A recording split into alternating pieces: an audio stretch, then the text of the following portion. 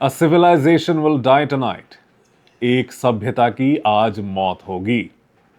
ये मैं नहीं कह रहा हूं दोस्तों, ये अमेरिका के प्रेसिडेंट डोनाल्ड जे ट्रंप कह रहे हैं। कह ही नहीं रहे हैं, लिख रहे हैं। बल्कि ट्रूथ सोशल में एक पोस्ट में उन्होंने ये बात कही है, जिससे अब अटकलों का बाजार गर्म है। क्या अमेरिका न्यूक्लियर वार करेगा ईरान पर? क्या ईरानियों की जान लेकर के उनको आजाद किया जाएगा? यह सवाल पूछना अब लाजमी है, क्योंकि यह जंग शुरू हुआ था इस वादे के साथ कि ईरान के अत्याचारी सरकार को, उसके निजाम को बर्खास्त करके जमहूरियत कायम की जाएगी ईरान में, और ईरानी लोग जो 47 सालों से प्रताड़ित हैं उनको आजादी दी जाएगी। डोनाल्ड ट्रंप लगातार ये बात कह रहे हैं।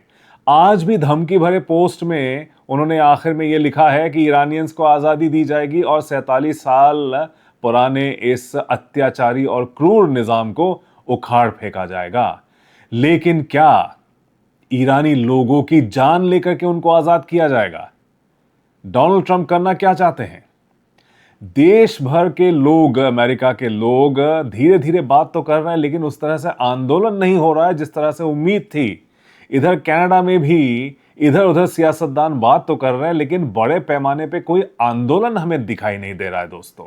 यूरोप के लोग बात कर रहे हैं।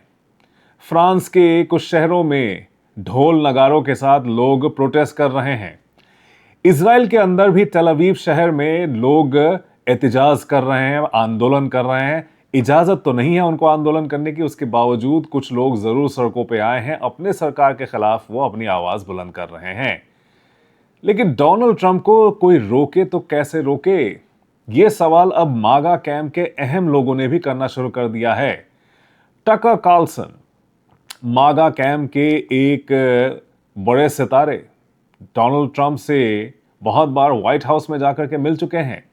पहले एंकर थे, अब आजकल पॉडकास्ट चलाते हैं अपना, लेकिन एक बुलंद आवाज है मागा कैंप की। टकर कार्लसन ने पहले तो अपने पॉडकास्ट में गरियाया डोनाल्ड ट्रंप को।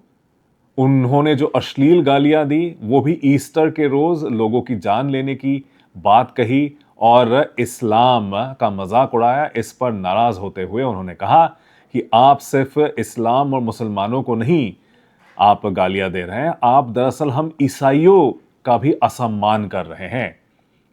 तो ये बात अब टकर कार्लसन कह रहे हैं कि अगर ये न्यूक्लियर हमला करने की कोशिश कर रहे हैं तो इनको रोकने की जरूरत है।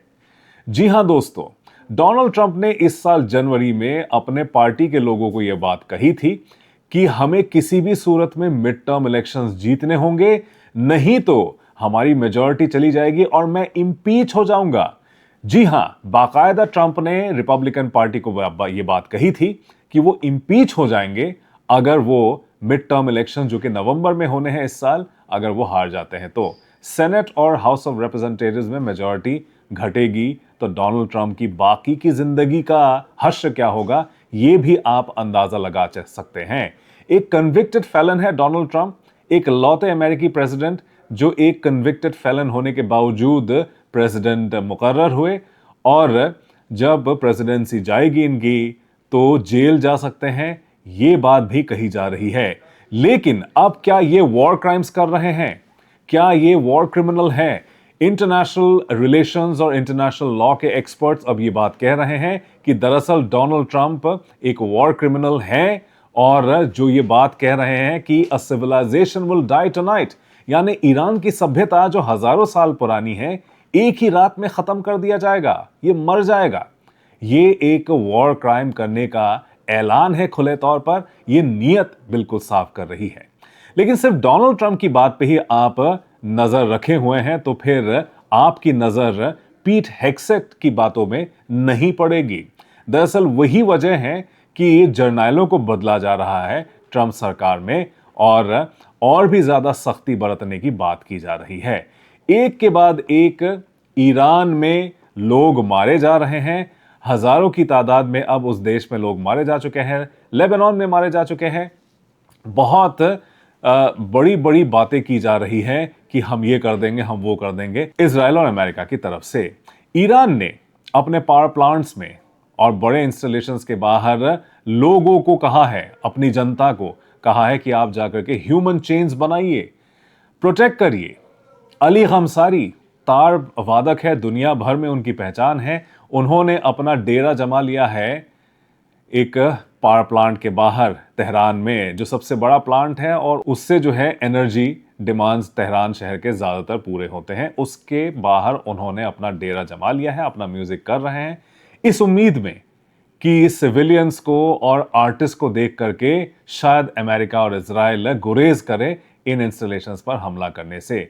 लेकिन क्या इससे बात बनेगी? डोनाल्ड ट्रंप ने 8 बजे ईस्टर्न टाइम का टाइम दिया है। उसके बाद जो कहर बरपाएगी अमेरिका, उसके लिए जिम्मेदार ईरान खुद होगा, इस तरह का अमेरिका ने समझाने की कोशिश की है दुनिया को।